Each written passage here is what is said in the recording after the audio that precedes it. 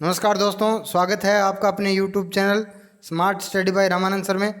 आज अपना जो टॉपिक है वो है कोशिका, एक बहुत ही महत्वपूर्ण टॉपिक जिसके हर एग्जाम के अंदर वो क्वेश्चन पूछे जाते हैं और इसका अपन है वो संपूर्ण और सटीक विश्लेषण है वो करने वाले हैं। जहाँ जहाँ से एग्जाम में है वो सबसे ज़्यादा क्वेश्चन पूछे जाते हैं। ठीक है, चलिए अपन स्टार्ट करते हैं। तो कोशिका जीवों की संरचनात्मक और क्रियात्मक इकाई होती है। रेलवे के अंदर कई बार ये क्वेश्चन पूछा गया है कि सजीव की या शरीर की संरचनात्मक और क्रियात्मक इकाई क्या होती है। तो अपने को याद रखना है, कोशिका है वो शरीर की संरचनात्मक और क्रियात्मक इकाई होती है। कोशिका जो शब्द है वो लैटिन भाषा के शब्द से, एक सेल शब्द से लिया गया है और जिसका अर्थ क्या होता है, जिसका अर्थ होता है छोटा कमरा। ठीक है, आपसे सीधा क्वेश्चन पूछा जा सकता है कि कोशिका जो शब्द है वो किस भाषा से लिया गया है। तो ये लिया गया किसे, लैटिन भाषा से लिया गया है। कोशिका के अध्ययन को कहते हैं साइटोलॉजी। ये भी बहुत ही इंपॉर्टेंट क्वेश्चन है, एग्जाम में बार बार पूछा जाता है कि कोशिका के अध्ययन को क्या कहते हैं। तो कोशिका के अध्ययन को कहते हैं क्या, साइटोलॉजी कहते हैं। और वर्तमान में इसको क्या बोलते हैं, सेल बायोलॉजी भी कहते हैं। अपन कह सकते हैं इसको सेल बायोलॉजी या फिर कोशिका विज्ञान कहते हैं। ठीक है, चलिए आगे है। कोशिका विज्ञान का जनक है वो रॉबर्ट हुक को कहा जाता है और भारत में कोशिका विज्ञान के क्षेत्र में सबसे अच्छा कार्य है वो ए.के. शर्मा ने किया था। इसलिए भारतीय कोशिका विज्ञान का जनक है वो किसको कहा जाता है, ए.के. शर्मा को कहा जाता है। आगे, कोशिका के विभिन्न भागों का जो वर्णक है वो रॉबर्ट हुक ने माइक्रोग्राफिया नाम की किताब के अंदर किया था। ये भी क्वेश्चन है वो कई बार एग्जाम में पूछा गया है कि माइक्रोग्राफिया नामक किताब है वो किसने लिखी थी। तो ये रॉबर्ट हुक ने लिखी थी। माइक्रोग्राफिया किताब है वो किससे संबंधित है, तो ये कोशिका से संबंधित है। चलिए आगे यदि अपन कोशिका की खोज की बात करें तो इसका सीधा सा क्वेश्चन है 1665 में रॉबर्ट हुक ने की थी। कोशिका की खोज जो है वो 1665 के अंदर रॉबर्ट हुक ने की थी। लेकिन रॉबर्ट हुक ने जो कोशिका देखी थी वो वास्तव में क्या थी, मृत कोशिकाएं थी। क्योंकि उसने पादप की छाल के कोरक के अंदर, पादप की छाल के जो कोरक है उसके अंदर क्या किया था, उसके अंदर और कोशिकाओं को देखा था। और अपने को पता है कि छाल जो होता है वो बना होता है किससे, मृत कोशिकाओं से बना होता है। ठीक है, लेकिन सन 1674 में ल्यूवेन हॉक ने है वो जीवाणु की कोशिकाओं को उन्नत पारदर्शी की सहायता से देखकर जीवित कोशिकाओं का पता लगाया। तो यहाँ पर अपने को याद रखना है कि 1665 के अंदर और रॉबर्ट हुक ने जो कोशिकाएं देखी थी वो क्या थी, मृत कोशिका थी। ठीक है, कोशिका की खोज है वो 1665 में रॉबर्ट हुक ने की थी। लेकिन जीवित कोशिका की खोज जो है वो किसने की थी, ल्यूवेन हॉक ने की थी 1674 के अंदर। ठीक है, चलिए अगला है कोशिका का प्रकार। देखिए कोशिका को प्रकार के आधार पर दो भागों में बांटा गया है। एक तो प्रोकैरियोटिक, और प्रोकैरियोटिक को क्या बोलते हैं, असीम केंद्री बोलते हैं। और एक यूकैरियोटिक जिसको बोलते हैं क्या, ससीम केंद्री। अब देखिए नाम से ही पता चल रहा है कि प्रोकैरियोटिक असीम केंद्री का मतलब है इसमें केंद्रक जो होता है वो अदृश्य होता है। और यूकैरियोटिक ससीम केंद्री का मतलब होता है कि इसके अंदर केंद्र के जो होता है वो दिखाई देता है। देखिए वास्तव में क्या होता है, वास्तव में केंद्रक झिल्ली का अभाव होता है। ठीक है, जिन कोशिकाओं में केंद्रक झिल्ली नहीं पाई जाती है तो सीधी सी बात है, यदि केंद्रक के चारों ओर का आवरण यदि नहीं पाया जा रहा है तो केंद्रक द्रव्य है वो स्पष्ट दिखाई नहीं देगा। ठीक है, तो जिन कोशिकाओं में केंद्रक झिल्ली का अभाव होता है और जिसके कारण केंद्रक स्पष्ट नहीं दिखाई देता है, ऐसी कोशिकाओं को हम क्या बोलते हैं, प्रोकैरियोटिक कोशिका बोलते हैं। और जिन कोशिकाओं में केंद्रक झिल्ली पाई जाती है और केंद्रक स्पष्ट दिखाई देता है, ऐसी कोशिकाओं को यूकैरियोटिक या ससीम केंद्री कोशिकाएं कहते हैं। प्रोकैरियोटिक कोशिकाएं जो होती है वो सिंपल जीवों में एक कोशिकीय जीवों के अंदर क्या करती है, पाई जाती है। लेकिन जो यूकैरियोटिक कोशिका होती है वो विकसित जीवों के अंदर पाई जाती है। ठीक है, तो कोशिका दो प्रकार की होती है, प्रोकैरियोटिक और यूकैरियोटिक। आगे यदि अपन कोशिका के आकार की बात करें तो ये सब्जियों नहीं, अभी सजीव हैं। सजीवों में पाए जाने वाली कोशिका की संख्या, आकृति और आकार में क्या होती है, विविधता होती है। सबसे छोटी कोशिका का आकार जो होता है वो होता है 0.1 माइक्रोन और ये पाई जाती है माइकोप्लाज्मा में। ये बहुत ही अच्छा क्वेश्चन है, आपसे एग्जाम में कई बार पूछा जाता है कि सबसे छोटी कोशिका किस में पाई जाती है। तो सबसे छोटी कोशिका पाई जाती है माइकोप्लाज्मा में। और सबसे बड़ी कोशिका जो है वो पाई जाती है किसमें, शुतुरमुर्ग के अंडे में पाई जाती है, जिसकी साइज होती है 170 mm × 135 mm। ठीक है, चलिए आगे हम बात करते हैं कि मनुष्य के शरीर में सबसे लंबी जो कोशिका होती है वो होती है तंत्रिका कोशिका, और जन्म के बाद है वो इस कोशिका के अंदर है वो कोई विभाजन नहीं होता है। और मनुष्य के शरीर में सबसे छोटी कोशिका होती है शुक्राणु, और सबसे बड़ी कोशिका अपन कह सकते हैं कि अंडाणु होती है। वैसे सबसे लंबी कोशिका जो होती है वो कौन सी होती है? तंत्रिका कोशिका होती है।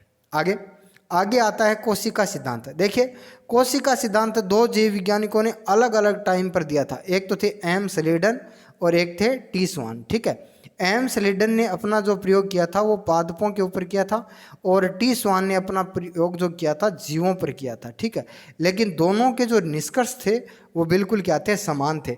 इसलिए दोनों ने संयुक्त रूप से क्या दिया था?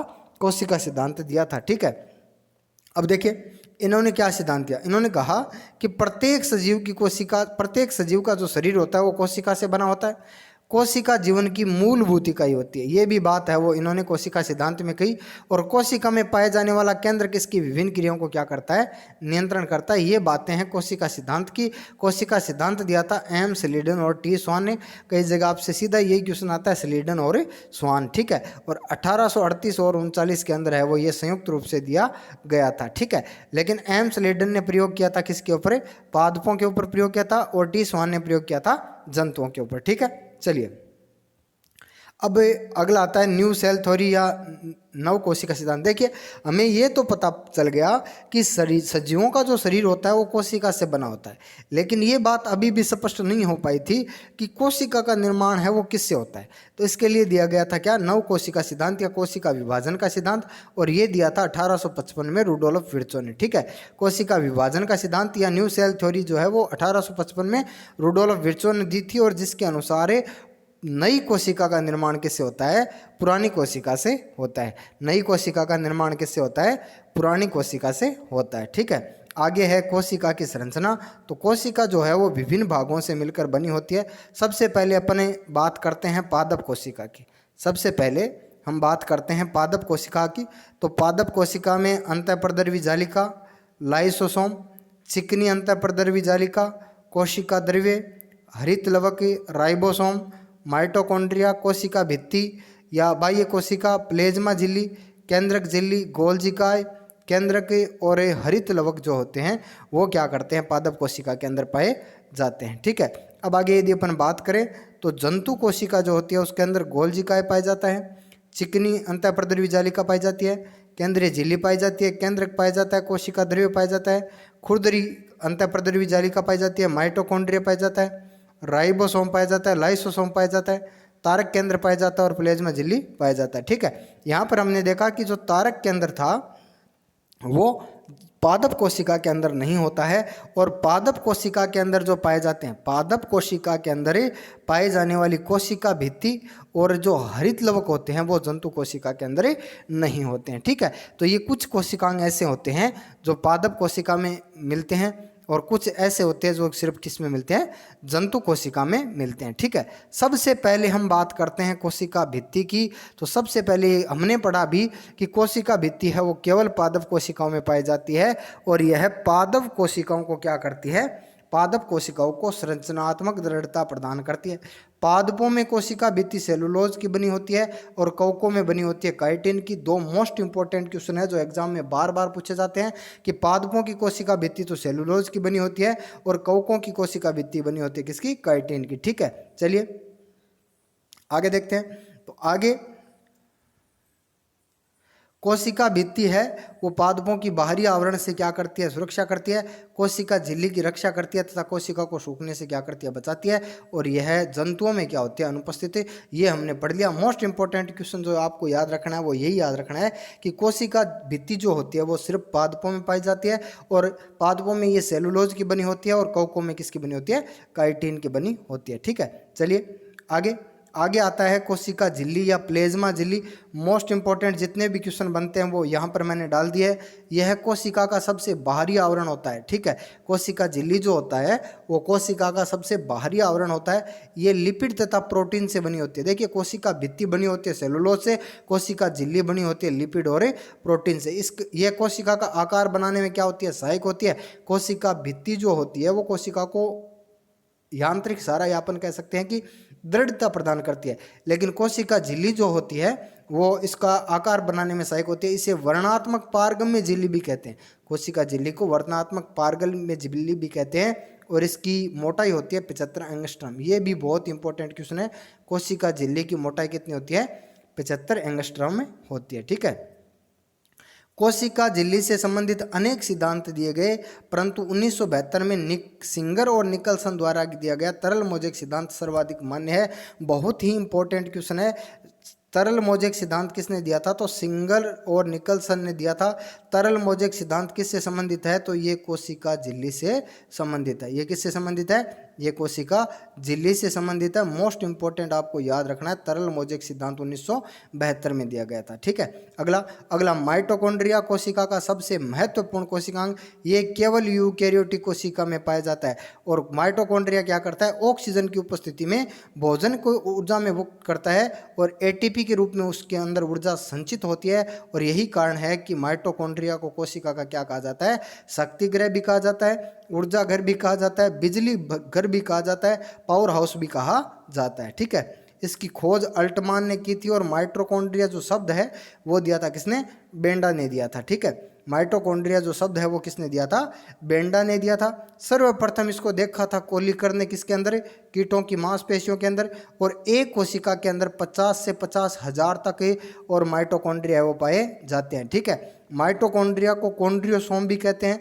अल्टमान ने इसको नाम क्या दिया था? बायोप्लास्ट नाम दिया था। अपन ने अभी पढ़ा कि अल्टमान ने इसकी खोज की थी, तो अल्टमान ने इसको नाम दिया था क्या? बायोप्लास्ट नाम दिया था। बेंडा ने इसको माइटोकॉन्ड्रिया शब्द दिया था। ठीक है। बेंडा ने क्या दिया था? इसको माइटोकॉन्ड्रिया शब्द दिया था। ठीक है। माइटोकॉन्ड्रिया के अंदर है और जो भीतरी दीवार होती है वो अंदर की ओर धंसकर ऐसे अंगुली जैसे प्रवर्ध बनाती है। ठीक है। इन प्रवर्धों को क्या बोलते हैं? इन प्रवर्धों को बोलते हैं क्रिस्टी कहते हैं। और क्रिस्टी के ऊपर क्या पाए जाते हैं? ऑक्सीसोम पाए जाते हैं। तो आपको यहाँ दो बातें याद रखनी है, एक तो क्रिस्टी याद रखना है और एक आपको याद रखना है ऑक्सीसोम। ठीक है। एक तो आपको याद रखना है क्या? क्रिस्टी, और एक आपको याद रखना है ऑक्सीसोम। ठीक है। क्रिस्टी और ऑक्सीसोम दोनों जो है वो माइटोकॉन्ड्रिया से संबंधित है। ठीक है। क्रिस्टी और ऑक्सीसोम दोनों जो है वो किससे संबंधित है? माइटोकॉन्ड्रिया से संबंधित है। ठीक है। सन 1957 में फिलिप्स सीवेविट्स नाम के एक वैज्ञानिक ने माइटोकॉन्ड्रिया को कोशिका का शक्ति गृह कहा था। यह भी बहुत ही अच्छा क्वेश्चन है, अभी करंट में आने वाला एक अच्छा क्वेश्चन है कि माइटोकॉन्ड्रिया को कोशिका का शक्ति गृह किसने कहा था? तो ये कहा था फिलिप सीवेविट्स ने कहा था। और ये क्वेश्चन मैं आपसे कई बार टेलीग्राम के ऊपर है वो पूछ भी चुका हूँ। ठीक है। माइटोकॉन्ड्रिया में डीएनए पाया जाता है। अपने को पता है कि डीएनए सबसे ज़्यादा पाया जाता है केंद्रक के अंदर, और केंद्रक के अलावा दो जगह और डीएनए पाया जाता है, एक तो माइटोकॉन्ड्रिया और एक कहाँ पाया जाता है? एक पाया जाता है लवक या प्लास्टिड के अंदर। ठीक है। चलिए हम है वो माइटोकॉन्ड्रिया की संरचना देख लेते हैं। माइटोकॉन्ड्रिया के अंदर ये अंदर की ओर उगली हुई अंगुली जैसी संरचना है, इनको हम क्या बोलते हैं? क्रिस्टी कहते हैं। इसके अंदर राइबोसोम के कण होते हैं, इसके अंदर डीएनए होता है, आंतरिक झिल्ली और बाहरी झिल्ली होती है, और एटीपी सिंथेज यानी अपन कह सकते हैं कि एटीपी जो होता है वो माइटोकॉन्ड्रिया के अंदर क्या करता है? संचित रहता है। और इसी कारण अपने को पता है कि इसको कोशिका का शक्ति गृह या पावर हाउस कहते हैं। ठीक है। चलिए अगला कोशिका द्रव्य या जीव द्रव्य। ठीक है। हेक्सले ने अनुसार जीव द्रव्य जीवन का भौतिक आधार होता है। बहुत ही अच्छा क्वेश्चन है और कई बार एग्जाम के अंदर पूछा गया है कि किसने जीव द्रव्य को जीवन का भौतिक आधार बताया था? तो हेक्सले ने बताया था सन 1839 में। और पुरकंजे ने सर्वप्रथम प्रोटोप्लाज्म शब्द, ये क्वेश्चन कई बार आता है कि जीव द्रव्य शब्द या प्रोटोप्लाज्म जो शब्द है वो किसने दिया था? तो ये जे.ई. पुरकंजे इसका पूरा नाम था, तो ये पुरकंजे ने दिया था। जीव द्रव्य का लगभग 80% भाग जो होता है वो जल होता है। जीव द्रव्य का 80% भाग क्या होता है? जल होता है। जीव द्रव्य दो भागों में बांटा गया है, कोशिका द्रव्य और केंद्रक द्रव्य। ठीक है। जीव द्रव्य दो भागों में बंटा हुआ है और अधिकांश जीवों के अंदर है वो जीव द्रव्य की प्रकृति कैसी होती है? कोलाइडी होती है। जीव द्रव्य की प्रकृति कैसी होती है? कोलाइडी। ठीक है। चलिए अगला है राइबोसोम। देखें राइबोसोम कणिका जैसी संरचना होती है, जिनको सबसे पहले है वो किसने देखा था? इनको सबसे पहले देखा था जॉर्ज पेलेड ने देखा था। और प्रोटीन और आरएनए की बनी होती है। ये भी मोस्ट इंपॉर्टेंट क्वेश्चन है। राइबोसोम किसके बने होते हैं? प्रोटीन और आरएनए के बने होते हैं। आगे यूकैरियोटिक कोशिका में 80 S और प्रोकैरियोटिक कोशिका में 17S प्रकार का राइबोसोम पाया जाता है। इसका मुख्य कार्य क्या होता है? प्रोटीन का संश्लेषण करना होता है, इसलिए इसको कोशिका की प्रोटीन फैक्ट्री भी कहते हैं। ये भी मोस्ट इंपॉर्टेंट क्वेश्चन है, कोशिका की प्रोटीन फैक्ट्री किसे कहते हैं? तो राइबोसोम को कहते हैं। ठीक है, चलिए अगला, ये आवरण रहित कोशिकांग है। यानी अपन ने पढ़ा कि सभी जो कोशिका के अंग होते हैं उनके चारों ओर झिल्ली पाई जाती है, लेकिन राइबोसोम एक ऐसा कोशिकांग है जिसके चारों ओर झिल्ली नहीं पाई जाती है। इसकी खोज जॉर्ज पेलेड ने की थी, इसलिए इसे पेलेड कण भी कहते हैं। ये भी बहुत अच्छा क्वेश्चन है, राइबोसोम को पेलेड कण भी कहते हैं। राइबोसोम का निर्माण है वो केंद्रिका से होता है। देखो, केंद्र का एक भाग होता है केंद्रिका, तो राइबोसोम का निर्माण किससे होता है? केंद्रिका। WBC श्वेत रक्त कोशिका है। ठीक है, WBC का मतलब होता है श्वेत रक्त कोशिकाओं के अंदर है वो क्या होता है? वो राइबोसोम है वो नहीं पाया जाता है। ठीक है, अगला, यह जंतु और पादप एवं जंतु दोनों कोशिकाओं में क्या होता है? उपस्थित होता है। और कोशिका का सबसे छोटा अंग, एक बहुत इंपॉर्टेंट क्वेश्चन मैं आपको यहाँ बता दूं कि कोशिका का सबसे छोटा अंग जो होता है वो राइबोसोम होता है। जंतु कोशिका का सबसे बड़ा अंग है वो केंद्रक होता है, और पादप कोशिका का सबसे बड़ा अंग होता है वो प्लास्टिड या लवक होता है। ठीक है, चलिए अगला है तारक काय। तारक काय की खोज है वो बेंडे ने, और नामकरण दिया था टी बावेरी ने। ठीक है, और ये केवल जंतु कोशिका के अंदर पाया जाता है। कोशिका विभाजन के समय तर्कु तंतु के निर्माण में सहायक होता है। ये मोस्ट इंपॉर्टेंट क्वेश्चन है, कोशिका विभाजन के समय तर्कु तंतु का निर्माण है वो किसके द्वारा होता है? तो तारक काय के द्वारा। ये केंद्र के समीप होता है और कोशिका विभाजन में क्या होता है? सहायक होता है। ठीक है, अगला है, इससे निकली जो एस्ट्रल किरणें होती है वो गुणसूत्र को जोड़कर अपनी ओर आकर्षित करते हैं, जिससे गुणसूत्र क्या करते हैं? दो भागों के अंदर।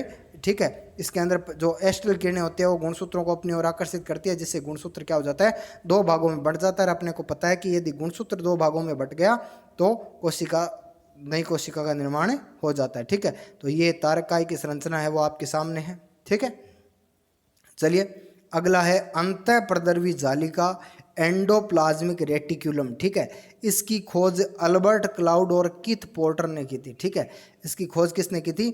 अल्बर्ट क्लाउड और कीथ पोर्टर ने की थी। ये एकमात्र कोशिकांग है जो कोशिका झिल्ली और केंद्रक दोनों से जुड़ा रहता है। ठीक है, ये बहुत ही अच्छा क्वेश्चन है कि अंतःप्रदर्वी जालिका एंडोप्लाज्मिक रेटिक्यूलम ER जो है वो अंदर से तो जुड़ी होती है केंद्रक से, और बाहर जुड़ी होती है कोशिका झिल्ली से। यह लाइपोप्रोटीन की बनी होती है। ये अंतःकोशिकीय परिवहन तंत्र का निर्माण करती है एवं कोशिका द्रव्य में आनुवांशिक पदार्थों को ले जाने का कार्य भी कौन करती है? अंतःप्रदर्वी जालिका करती है। ठीक है, यह कोशिका को यांत्रिक सहारा प्रदान करती है, इसलिए इसे कोशिका का कंकाल भी कहते हैं।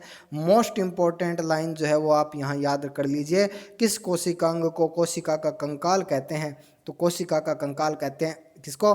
अंतःप्रदर्वी जालिका को कहते हैं। ठीक है, अंतःप्रदर्वी जालिका दो प्रकार की होती है, खुरदरी जिसके बाहर राइबोसोम का जमाव होता है, और चिकनी जिन पर राइबोसोम का जमाव नहीं होता। देखो, मोस्ट इंपॉर्टेंट लाइन बता दूं आपको, ये क्वेश्चन सबसे ज़्यादा बार पूछा जाता है कि राइबोसोम का जमाव या अंतःप्रदर्वी जालिका किसके जमाव के कारण खुरदरी हो जाती है? तो ये राइबोसोम के जमाव के कारण क्या हो जाती है? खुरदरी हो जाती है। तो आपके सामने ये डायग्राम है अंतःप्रदर्वी जालिका एंडोप्लाज्मिक रेटिकुलम। देखिए, जहाँ पर और राइबोसोम का जमाव है वहाँ पर क्या है? वहाँ पर है रफ एंडोप्लाज्मिक रेटिकुलम। ठीक है, और जहाँ पर राइबोसोम का जमाव नहीं है वहाँ पर है स्मूथ एंडोप्लाज्मिक रेटिकुलम, या अपन कह सकते हैं चिकनी अंतःप्रदर्वी जालिका। ठीक है, तो ये डायग्राम आपके सामने है अंतःप्रदर्वी जालिका का। ठीक है, चलिए अगला है गोल्जी काय। गोल्जी काय की खोज की थी कैमिलो गोल्जी ने, और बेकर ने इसको नाम दिया था लाइपोकॉन्ड्रिया। ठीक है, गोल्जी काय को है वो लाइपोकॉन्ड्रिया भी कहते हैं। पादप कोशिका में इसको डिक्टियोसोम कहते हैं, क्यों? इसका निर्माण है वो लिपिड और प्रोटीन से होता है। ठीक है, तो यहाँ पर तीन नाम गोल्जी काय, लाइपोकॉन्ड्रिया और डिक्टियोसोम है वो आपको याद रखने हैं। गोल्जी काय लाइसोसोम के निर्माण में सहायक होता है। गोल्जी काय जो होता है वो लाइसोसोम के निर्माण में क्या होता है? सहायक होता है। इसे अणुओं का यातायात प्रबंधक भी कहते हैं। ठीक है, इसे ट्रैफिक मैनेजर या यातायात प्रबंधक भी कहा जाता है। यह पादप कोशिकाओं में विभाजन के समय कोशिका प्लेट का निर्माण करता है। यह भी मोस्ट इंपॉर्टेंट क्वेश्चन है। पादप कोशिका के अंदर है वो कोशिका विभाजन के समय कोशिका प्लेट का निर्माण कौन करता है? गोल्जी काय करता है। ठीक है, चलिए अगला है लाइसोसोम। इसकी खोज डी डुए ने की थी। लाइसोसोम की खोज किसने की थी? डी डुए ने की थी। लाइसोसोम की झिल्ली फटने पर यह अपनी मृत कोशिका को पाचित कर देती है, इसलिए इसे आत्मघाती थैली या पाचन थैली भी कहते हैं। ठीक है, लाइसोसोम की झिल्ली फटने पर यह अपनी कोशिकाओं को क्या कर देती है? पाचित कर देती है, इसलिए इसे आत्मघाती थैली या पाचन थैली भी कहते हैं। इसे कोशिका का एटम बम भी कहते हैं। ये क्वेश्चन मोस्ट इंपॉर्टेंट है, एक बार एसएससी के अंदर आया हुआ है, तो आपको याद रख लेना है। कोशिका का एटम बम किसे कहते हैं? तो कोशिका का एटम बम कहते हैं लाइसोसोम को। ठीक है, चलिए, इसमें पाए जाने वाले जो पाचक एंजाइम होते हैं वो कोशिका के टूटे फूटे भागों और अपशिष्ट पदार्थों को पाचित करके क्या कर देते हैं? साफ करते हैं। तो ये कोशिका की सफाई का भी कार्य करता है। जीवाणु तथा विषाणु की को पाचित करके ये कोशिका की है वो रक्षा भी करता है। और स्तनधारियों में लाल रक्त कणिकाओं के अंदर जो होती है आरबीसी के अंदर अपन कह सकते हैं कि लाइसोसोम है वो नहीं पाया जाता है। ठीक है, चलिए, अगला है लवक या प्लास्टिड। लवक या प्लास्टिड। अधिकांश पादप कोशिका में एक विशेष प्रकार की संरचना पाई जाती है जिन्हें क्या बोलते हैं? लवक बोलते हैं। अधिकांश पादप कोशिकाओं में एक विशेष प्रकार की संरचना पाई जाती है जिन्हें लवक कहते हैं। लवक की खोज हेकल ने की थी, लेकिन लवक शब्द दिया था AFWS सिम्पर ने दिया था। ठीक है, या सीधा इसका नाम याद रखना आपको, सिम्पर। ठीक है, लवक 3 प्रकार के होते हैं। लवक कितने प्रकार के होते हैं? लवक 3 प्रकार के होते हैं। पहला होता है अवर्णी लवक या ल्यूकोप्लास्ट, यानी जिसका कोई रंग नहीं होता, रंगहीन होता है और अनियमित क्या होता है? इसका आकार होता है। यह पौधों की जड़ों में और भूमिगत तनों में क्या करता है? पाया जाता है। वर्णी लवक या क्रोमोप्लास्ट, तो इसमें रंगीन वर्णक द्रव्य होता है। ये नीली, लाल एवं नारंगी रंगों के क्या होते हैं? लवक होते हैं। ठीक है, और जो वर्णी लवक होते हैं वो फलों के दलों के अंदर और फलों के छिलकों के अंदर है वो ये क्या करते हैं? पाए जाते हैं। लाल नारंगी रंग के वर्णक कैरोटीन और पीले रंग के वर्णक है वो जेंथोफिल आदि होते हैं। टमाटर में जैसे लाइकोपिन होता है, गाजर में कैरोटीन होता है और चुकंदर में विटामिन होता है। ये सारे के सारे क्या होते हैं? ये सारे के सारे वर्णी लवक होते हैं। ठीक है, आगे आगे यदि अपन हरित लवक या क्लोरोप्लास्ट की बात करते हैं तो ये कहता है हरे रंग के, ठीक है, हरे रंग के होते हैं और जिनमें क्लोरोफिल उपस्थित होता है, जिसके कारण है वो अपन कह सकते हैं कि पादप के कुछ भाग हरे दिखाई देते हैं। क्लोरोफिल के द्वारा प्रकाश का क्या होता है? संश्लेषण होता है। क्लोरोफिल के केंद्रक में क्या होता है? मैग्नीशियम होता है। ये भी अच्छा क्वेश्चन है कि क्लोरोफिल के निर्माण में कौन सा तत्व सहायक होता है? तो मैग्नीशियम। प्रकाश संश्लेषण की क्रिया द्वारा भोजन का निर्माण है, इसलिए इसको क्या कहते हैं? इसको बोलते हैं पादप का रसोई घर भी कहते हैं। इसे पादप का रसोई घर भी कहते हैं। ठीक है, इसमें दोहरी झिल्ली से बनी एक संरचना होती है, इसमें द्रव्य होता है जिसे क्या बोलते हैं? स्ट्रोमा कहते हैं। और स्ट्रोमा सिक्के नुमा संरचना बनाती है जिन्हें क्या बोलते हैं? थाइलेकोइड कहते हैं। ठीक है, स्ट्रोमा थाइलेकोइड जो है वो लवक से संबंधित संरचनाएं होती है। ठीक है, आगे आगे है थैलेकोइड के समूह को क्या बोलते हैं? ग्रेना बोलते हैं। ये क्वेश्चन अच्छा क्वेश्चन है कि ग्रेना जो शब्द है वो कहाँ से आता है? तो ग्रेना जो शब्द है वो हरित लवक से संबंधित है। ये क्वेश्चन एग्जाम में बार बार आते हैं, तो आपको याद रखना है ग्रेमा, ग्रेना, स्ट्रोमा। ठीक है, क्वांटोसोम, थाइलेकोइड, ये जो क्वेश्चन है ये एग्जाम में कई बार पूछे गए हैं कि ग्रेना है वो किस कोशिकांग से संबंधित है, स्ट्रोमा है वो किस कोशिकांग से संबंधित है, क्वांटोसोम है वो किस कोशिकांग से संबंधित है और थाइलेकोइड है वो किस कोशिकांग से संबंधित है। ठीक है, चलिए, अगला है रसधानी। ठीक है, अगला क्या है? अगला है रसधानी। कोशिका द्रव्य में जल, रस तथा उत्सर्जित पदार्थों को घेरने वाली एक संरचना होती है जिसमें रसधानी कहते हैं। रसधानी एकल झिल्ली से घिरी होती है और पादप कोशिकाओं में 90% तक के स्थान को क्या करती है? घेरती है और उसे कठोरता और सारा प्रदान करती है। ठीक है, और कुछ अपशिष्ट पदार्थों का उत्सर्जन का कार्य भी है वो रसधानी के अंदर होता है। ठीक है, चलिए, अगला है केंद्रक। तो केंद्रक का सबसे इंपॉर्टेंट क्वेश्चन है, इसकी खोज 1831 में हुई थी और खोजकर्ता कौन है? खोजकर्ता है रॉबर्ट ब्राउन। ठीक है, और इसकी केंद्र को है कोशिका का दिमाग भी कहते हैं, कोशिका का नियंत्रण केंद्र भी कहते हैं। ठीक है, केंद्र का जो आकार होता है वो अंडाकार भी होता है, गोलाकार, चपटाकार आदि विभिन्न आकृति के है वो केंद्र के होते हैं। ठीक है, आगे यदि अपन बात करें तो जो केंद्रक होता है वो 4 भागों से, केंद्रक है वो कितने भागों से बने होते हैं? केंद्रक जो होते हैं वो 4 भागों से बने होते हैं। सबसे पहला जो इसका भाग है वो है केंद्रक झिल्ली। ठीक है, केंद्रक झिल्ली की खोज है वो किसने की थी? ओ हटविग ने की थी। ठीक है, और केंद्रक के चारों ओर जो एक समान रूप से ये झिल्ली है वो पाई जाती है। चलिए, अगला है केंद्रक द्रव्य। तो केंद्रक द्रव्य जो होता है वो केंद्रक के अंदर भरा हुआ एक कणिकीय द्रव्य होता है जिसको केंद्रक द्रव्य कहते हैं। और इसमें आरएनए, डीएनए, प्रोटीन, एंजाइम, खनिज लवण आदि क्या करते हैं, इसके अंदर पाए जाते हैं। ठीक है, आदि इसके अंदर पाए जाते हैं। अगला है क्रोमेटिन। क्रोमेटिन थोड़ा सा इंपॉर्टेंट है, देख लीजिए। ये केंद्र का सबसे महत्वपूर्ण भाग होता है। कौन सा? क्रोमेटिन होता है। और ये धागे के समान संरचनाएं होती है जो एक दूसरे के ऊपर फैलकर एक जाल सा बनाती है। और एक कोशिका विभाजन के समय और ये धागे जैसी संरचनाएं सिकुड़ कर क्या हो जाती है, मोटी हो जाती है, और जिसे क्या बोलते हैं, गुणसूत्र कहते हैं। तो आपको याद रखना है क्रोमेटिन से ही क्रोमोसोम का निर्माण होता है, गुणसूत्र का निर्माण होता है। ठीक है, चलिए अगला है केंद्रिका। तो क्रोमेट के अलावा केंद्रक में एक सघन संरचना दिखाई देती है जिसे क्या बोलते हैं, केंद्रिका कहते हैं। इसमें राइबोसोम के लिए आरएनए का संश्लेषण होता है। ठीक है, केंद्रिका के अंदर राइबोसोम का जो संश्लेषण होता है वो।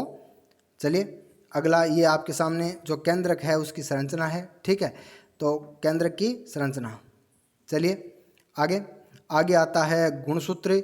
तो गुणसूत्र नाम दिया था वाल्डेयर ने 1888 के अंदर। ठीक है, और प्रत्येक जीवों के अंदर है वो गुणसूत्रों की संख्या निश्चित होती है। मनुष्य में 46 गुणसूत्र होते हैं जिनमें से 44 गुणसूत्रों को एलिंग गुणसूत्र और 2 गुणसूत्रों को क्या बोलते हैं, लिंग गुणसूत्र कहते हैं। 2 गुणसूत्रों को क्या बोलते हैं, लिंग गुणसूत्र कहते हैं। एलिंग गुणसूत्र द्वारा क्या होता है, शरीर के कायिक लक्षणों का। देखिए, लिंग गुणसूत्र होते हैं वो लिंग निर्धारण करते हैं और अलिंग गुणसूत्र होते हैं वो शरीर के अन्य लक्षणों को क्या करते हैं, नियंत्रित करते हैं। ठीक है, पुरुषों में शुक्राणुओं की संख्या, शुक्राणु के अंदर वो गुणसूत्रों की संख्या क्या होती है, 23 होती है, जो कि अगुणित होती है।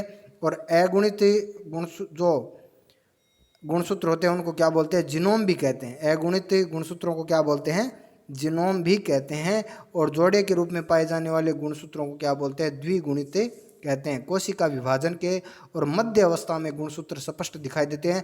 मोस्ट इंपॉर्टेंट क्वेश्चन, एग्जाम में कई बार पूछा गया है क्वेश्चन, कोशिका विभाजन की किस अवस्था में गुणसूत्र स्पष्ट दिखाई देते हैं, तो ये होती है मध्य अवस्था।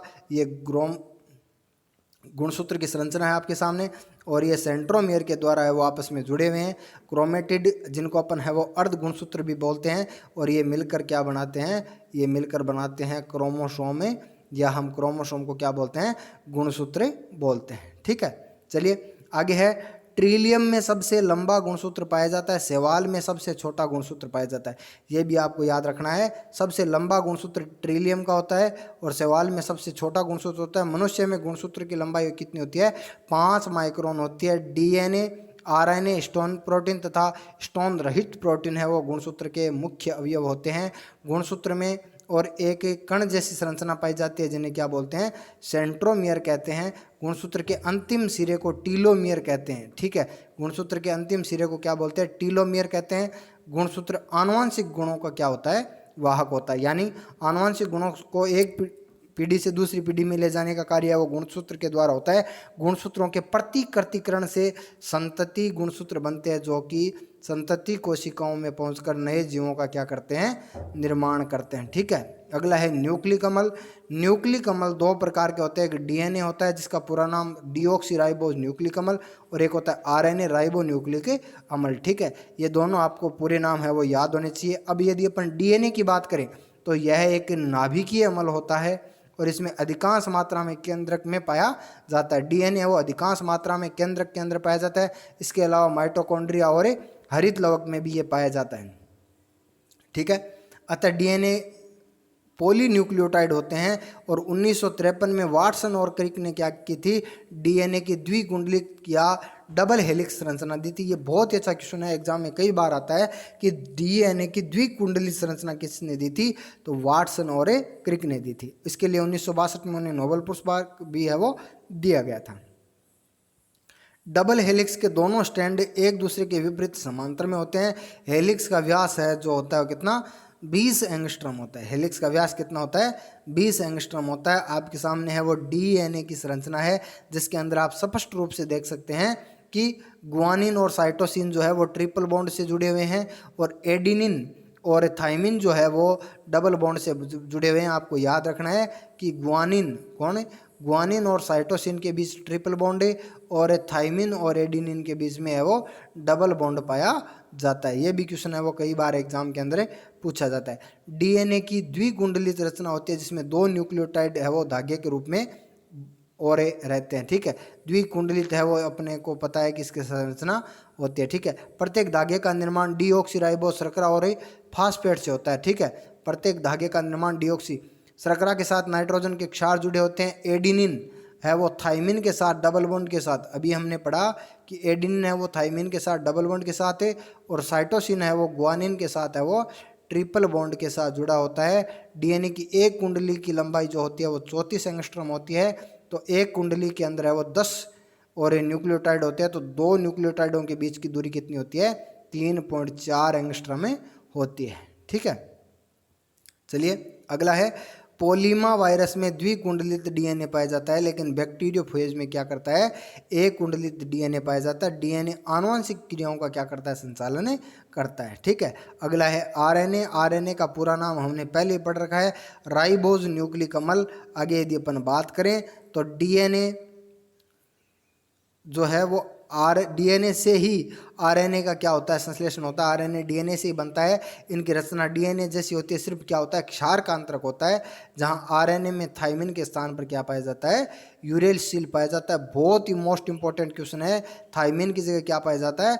यूरेसिल पाया जाता है। आरएनए कोशिका के अंदर केंद्रक तथा साइटोप्लाज्म दोनों में क्या करता है? ये पाया जाता है। आगे यदि अपन बात करें तो आरएनए एक सूत्री होता है, लेकिन कुछ वायरस के अंदर ये 2 सूत्री भी होता है। ठीक है, आरएनए का मुख्य कार्य प्रोटीन संश्लेषण करना है, लेकिन कुछ पादप विषाणुओं के अंदर ये आनुवांशिक पदार्थ की तरह भी कार्य करता है। आरएनए 3 प्रकार के होते हैं, जिसमें सबसे पहला है आरएनए या राइबोसोमल आरएनए। आरएनए का कुल 80% भाग है वो आरएनए होता है, और इसका कार्य होता है क्या? प्रोटीन का संश्लेषण करना। ठीक है, टीआरएनए जो होता है वो आरएनए का 10 से 15% भाग होता है, और ये प्रोटीन संश्लेषण के लिए जो आवश्यक जो अमीनो अम्ल होते हैं उनको लाने का कार्य कौन करता है?